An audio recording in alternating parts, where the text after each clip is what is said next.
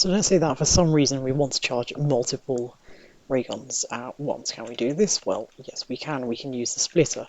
So what we can do is we can link this to splitter, link one of the splitter outputs to this, and then we can link another one to this. Now, one thing to notice is that if I display the power and then unlink this gets 1.6.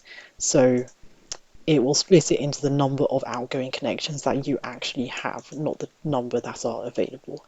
Now, if you want to charge 3 things at once, then we can chain these. So we can do that.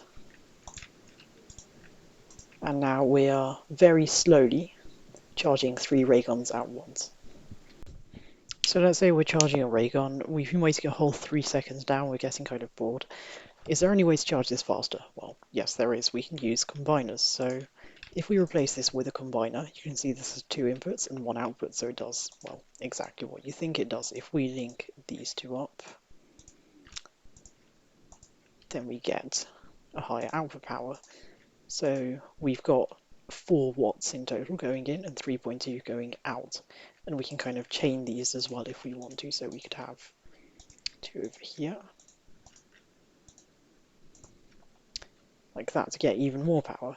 Now keep in mind that these do have very high power loss, 20% for the primitive tier, so use them sparingly.